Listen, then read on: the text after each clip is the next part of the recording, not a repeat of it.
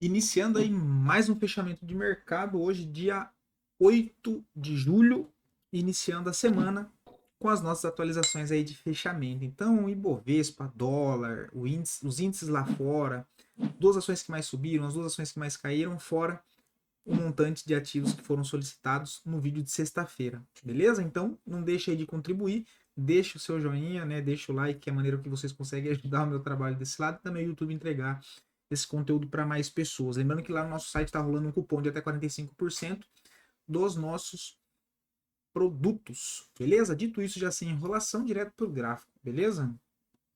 E Bovespa, tá, pessoal?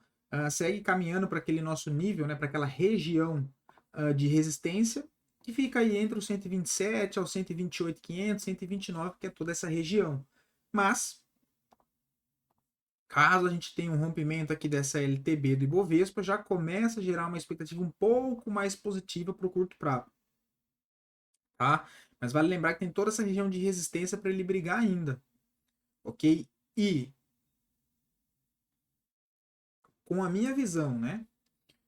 O que eu entendo que traria para o Ibovespa novamente um viés mais confortável de fato para esperar uma tendência direcional de alta no curto prazo seria de fato um pivô acima dos 128, acima dos 129 mil pontos, tá?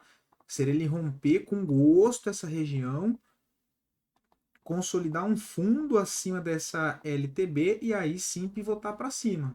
Aí fica bem interessante, dado todo esse espaço que a gente tem para trabalhar dentro do Ibovespa até o topo histórico dos 134 mil pontos. Tá? Por enquanto, bastante atenção aqui, mas né, com uma semana aí que pode ficar aqui ela lateral, mais alguns dias lateral, sendo aquela correção no tempo, para depois, quem sabe, fazer um pivô. Né? Se a gente colocar as médias entre amanhã e quarta-feira, a média móvel que já se aproxima um pouco mais do preço, aí a gente já pode ter mais a possibilidade de uma movimentação, pelo menos uma tentativa de vir testar essa LTB que fica no 127.400, tá? O dólar hoje bem fraco, volatilidade bem baixa, candle e pavio bem pequeno, volume baixíssimo. Próxima zona de suporte que eu vejo importante para o dólar, só lá no 5.390, tá? Dito isso, dando uma olhada lá fora já, S&P hoje uma alta de 0,10 e assim, esse fechamento aqui não achei tão interessante, tá? Porque a gente já vem comentando que apesar da forte alta, foi um pivô, esse último pivô aqui, olha, desde essa barra, que é com volume baixo, então é um ponto de atenção. Hoje fecha com candle doji em cima de topo, podendo sinalizar um candle de reversão, tá? Então na perda da mínima desse candle, possibilidade de fazer uma movimentação para baixo, tá? Isso é certeza absoluta? Não, mas é um contexto para se ficar atento, beleza? Que longe da média, né? Média móvel de 20, um candle doji, depois de um pivô de alta com baixo volume dentro dessa última perna de alta, é um sinal de atenção caso alguém esteja posicionado, tá? O Dow Jones segue fraco também aqui nessa região, né? A gente já vem comentando que ele está se arrastando. Resistência principal aos 40 mil pontos e zona de suporte lá na faixa dos 38 mil pontos, tá? O índice da NASA aqui um pouco mais forte no dia de hoje, uma alta de 0,30, cravando o nosso alvo lá nos 18.390 pontos, próximo alvo, região dos 18.950, tá? O petróleo deixou uma barra feia no dia de ontem, né? Uma barra bem feia, inclusive, possibilidade de voltar a revisitar os 84,16, tá? E atenção também para o volume bem baixo. O que anularia esse contexto seria eu voltar aqui e fazer um fechamento acima dos 88, né? Aí acionaria um novo pivô de alta.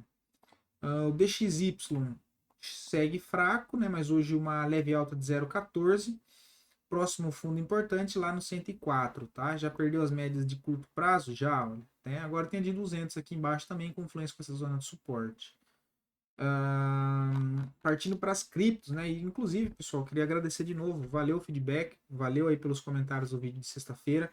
Vou seguir fazendo as análises aí de cripto, no caso de Bitcoin e Ethereum também, fazendo os comentários sobre. Beleza? Lembrando que se você quiser ver análise de alguma ação em específico, só deixar aqui nos comentários que eu trago análise para o próximo dia, né? para a próxima semana de novo, acostumado com o vídeo de domingo, mas eu esqueço que o fechamento agora é todos os dias. Fechou? Só deixar aqui nos comentários, beleza? Partindo para o Bitcoin, deixa eu tirar aqui essas médias. É o que a gente comentou, né, pessoal? A gente conseguiu mapear muito bem os pontos do Bitcoin aqui. Muito bem mesmo, né? Pode pegar os vídeos passados e ver o que a gente falou desde quando ele estava aqui nos 65, 68 mil dólares. Que ele perdeu esse fundo, a gente comentou. Bom, se vier para baixo, qual que é a próxima zona de suporte forte? Essa região do 57 ao 55. Né? E aí deu bingo, ele veio para cá, para essa região. Ah, ok. Se não se segura nessa região, perde essa zona de suporte, qual que é a próxima zona de suporte importante que eu tenho? Fica na região entre os 52.600 aos 50 mil dólares, que é essa congestão que teve aqui no gráfico diário. Tá? Não é um suporte tão forte, mas é um suporte considerável. Beleza, não se segurou nos 50 mil dólares. Qual que é outra região de suporte importante? A mais forte desse contexto, que eu entendo, pessoal, é lá embaixo no 45 mil dólares, tá? Por quê? Ela é uma região de média móvel de 20 lá no gráfico mensal, tá? Então, se a gente olha ali só o gráfico diário, a gente vai olhar, nossa, meu Deus, o Bitcoin caiu do 68 aos 56, o que eu vou fazer agora? Ter calma, né? Se você sabe o que você está fazendo, senão não era nem para estar investindo. A gente sabe que um ativo que sobe pra caramba e que é muito bem fundamentado, eu sempre falo isso aqui agora, inclusive gosto muito, sou até suspeito, é, essas correções de curto prazo, que são normal de mercado, tá, pessoal? São oportunidades de médio para longo prazo. Então tem que inverter a visão, tá? Tem que fazer a visão inversa. Começou a cair bastante. Ao invés de ficar desesperado, é parar para pensar. Bom, eu já estou posicionado. Por que eu estou posicionado? Esse pensamento já tem que ser feito antes do posicionamento, tá? Exatamente para que quando aconteça essas quedas, você já pensar, opa, eu sei muito bem por que eu estou posicionado. Não é para o curto prazo, eu não estou fazendo trade com isso, mas sim que correções de curto prazo em zonas de suporte importante podem ser boas oportunidades para conseguir acumular mais desse ativo. Né? Então, se a gente olha pelo gráfico diário, parece uma grande queda, mas não é. Por quê? No gráfico mensal, olha a movimentação de alta que o papel fez. O papel não, né? Que o ativo fez muito forte. Então, agora ele está passando por um processo de correção dentro do gráfico mensal, o que é normal. Então, ele, né? Média móvel de 20 hoje encontra-se lá na região dos 45 mil dólares. Então, entendendo isso, sigo acreditando que essa zona de suporte aqui é a mais forte aqui dentro desse contexto, tá? Inclusive, eu acho bem interessante esse suporte. Vai chegar lá? Eu não faço a mínima ideia. Por isso que eu sempre falo. Gosto de trabalhar com Bitcoin e com Ethereum fazendo DCA, que são compras fracionadas. E aí você pode usar essas zonas de suporte mapeadas para aumentar o DCA quando testar essas regiões, né? Então você vai comprando sempre aos poucos. Já comprou um pouquinho em 58, né? Já fez ali seu DCA no 58, tá em 56. Bom, ficar mais de boa. Bom, chegou lá nos 54, chegou lá nos 54, nos 50 mil dólares. Pô, já comprei no 70, comprei no 58, chegou ali no 46, ou no 50, vou continuar fazendo meu DCA, posso aumentar ali a mão, dependendo que, claro, do seu perfil, pelo amor de Deus, isso não é preço médio, tá? Não é preço médio que vocês veem em mercado financeiro que eu tô comprando porque tá caindo, é diferente. Né? Eu estou comprando a correção de um ativo no modelo DCA para que no médio e longo prazo, onde é o objetivo, que eu entendo ser melhor, o seu preço fica sempre na média. Então você está sempre comprando ali um ativo nessas correções que ao longo dos anos ele tende a subir. Que, claro, ele passa com correções fortes também, mas que a gente vê que de médio para longo prazo é um papel que tem um grande crescimento, ok? Então o suporte mais forte do Bitcoin lá para os 46. Dito isso, acho que até me estendi demais aqui. Ethereum. Também a gente conseguiu mapear bem essas zonas de suporte. E de maneira bem simples, né, pessoal? É só mapear aqui zonas de suporte, não tem muito segredo. A gente comentou também de Ether, que se ele perdesse essa LTA, poderia vir revisitar os 2.800, e foi o que ele fez duas vezes. Inclusive, a gente cravou aqui, né? Olha lá o suporte, onde ele ficou. Exatamente onde a gente marcou. Beleza, parou aqui, Murilo. Qual que é o próximo ponto? Se ele não se segurar nesse suporte, inclusive essa LTA eu posso tirar daqui que já foi. Qual que é a próxima zona de suporte importante para o Ethereum? 2.300 e depois os 2.180. Tá? Então, essas são as próximas zonas de suporte que eu acho bem interessante para o Ethereum aí também e que, diga-se de passagem, é um ativo que eu gosto bastante. Dito isso, voltando agora para nossa bolsa, os dois ativos que mais subiram, a gente tem VEG3, movimentação linda de alta pelo gráfico diário, fez um pivô, né? Olha, trade lindo, tá, pessoal?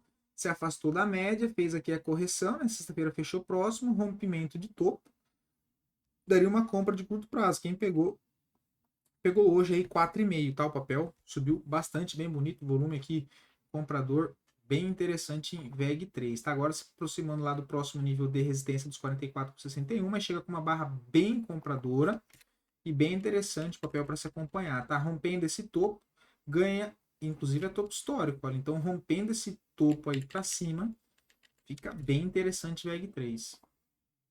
Azul 4, subiu 5%, mas não vejo nada para fazer, gráfico semanal aí, só correção tem média móvel de 9 e LTB também, tá? Vejo nada.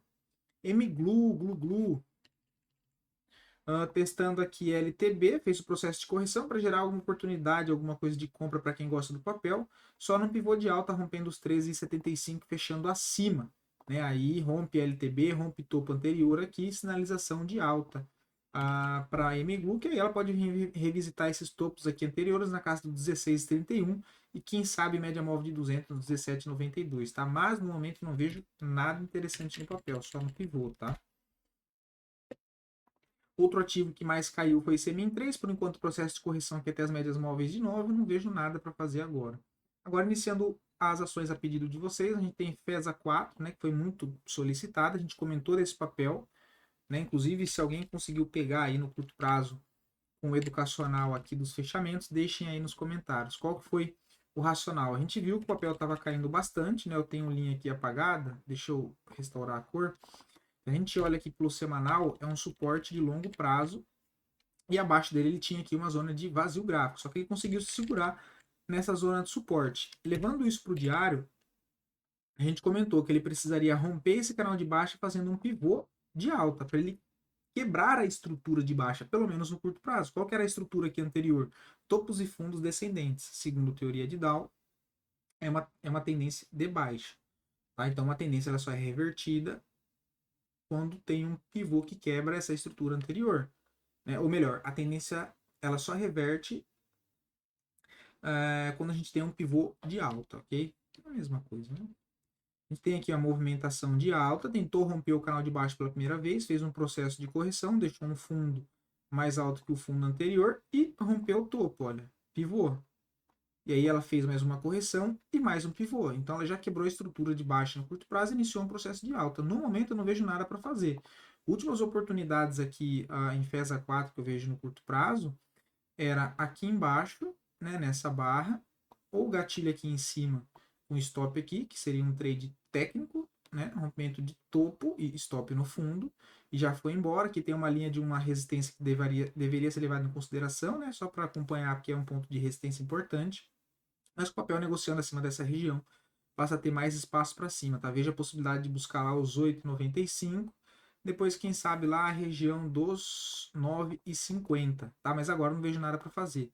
Tem que esperar aqui correção até média móvel de 9, andar aqui lateral, fazer uma correçãozinha para depois tentar pegar uma nova oportunidade, tá? No semanal fechou bem bonito aí na semana passada também, possibilidade lá de fato 9,60, tá? Média móvel aqui próximo da média móvel de 200. IRBR, sigo achando mais provável uma venda, tá? Na perda desse fundo, aciona um pivô de baixa e entra no vazio gráfico. Já entrou no vazio gráfico, na verdade. O alvo lá embaixo dos 18,27. O stop estaria acima do topo, nos 33,33, um stop aí de 9% no semanal. Você tem que tomar cuidado, tá? Tem que ajustar a mão, saber o que tá fazendo. Mas, cara de pivô aí. Bem feio e perdendo bastante força, bastante agressão vendedora. Esse papel aqui tem que tomar cuidado, é um ativo que não tem muita liquidez, prefiro olhar pelo gráfico semanal.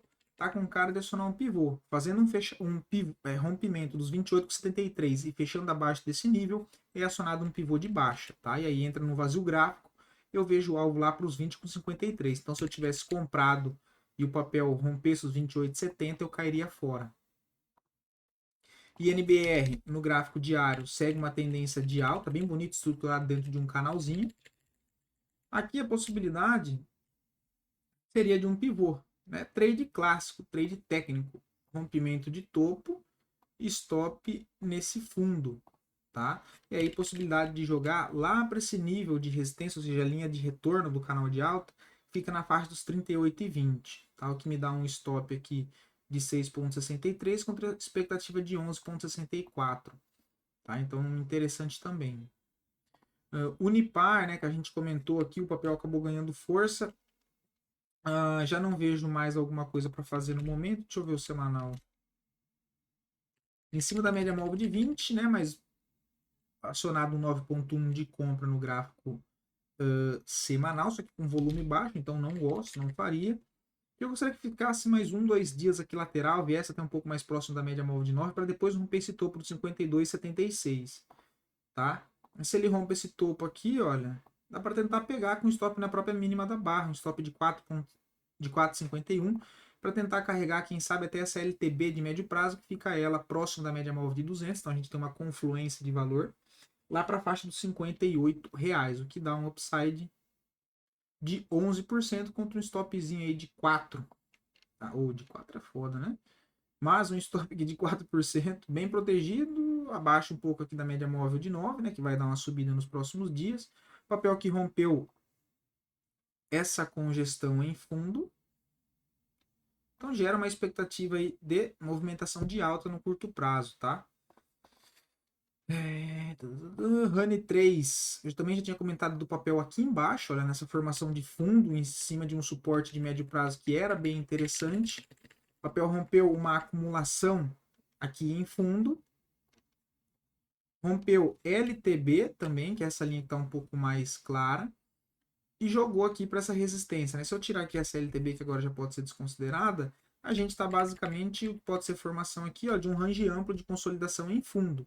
Tá? Mas a gente começa a ver, na verdade, bastante aparição de volume comprador e o papel fazendo um pivô de alta, né? Fazendo um fechamento acima dos 9,21, sugere a expectativa que ele possa jogar para essa região aqui, olha. Né? Aqui eu costumo, nesses casos, considerar a máxima dessa barra de ignição aqui, olha. E também vale lembrar que temos aqui um vazio gráfico, né? Olha lá.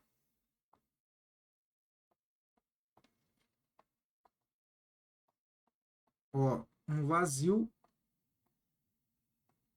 gráfico, tá? Então, acima de 9,20, eu vejo a oportunidade do papel ir para os 9,85. Só não vejo compra agora no papel, tá? Tem que esperar aqui alguma correção, alguma formação de fundo para tentar pegar, caso surja uma oportunidade de gatilho. Outro papel que me perguntaram foi GGBR4, tá? Por enquanto eu não vejo nada. A oportunidade que a gente tinha comentado foi aqui nesse fundo duplo. A entrada seria nesse rompimento, stop na mínima, né? O papel chegou a andar aí 100%, ou seja, 1 para 1 só o tamanho do risco, não entregou muita coisa, mas deu pelo menos para fazer um tradezinho aí, né? De 4%, bateu aqui a projeção de 100% desse fundo duplo, mas já perdeu força por enquanto, tá? Então agora eu não vejo nada interessante. Igual 4 também, por enquanto já foi, não vejo mais nada interessante. Se o papel voltar a subir a partir daqui, pode ficar interessante. Tá no rompimento da máxima aqui. Vamos ver o semanal. É, no diário seria isso. Não me chama muito atenção, mas seria no rompimento da máxima uma compra, o stop na mínima. Né? E aí tentar carregar até o topo anterior aqui, dos R$ 11, e depois até os 11,30, que é a LTB de médio prazo, passando ali naquela região. Beleza? Então foi esse mais um fechamento de mercado. Desculpa um pouco a demora do vídeo e até amanhã.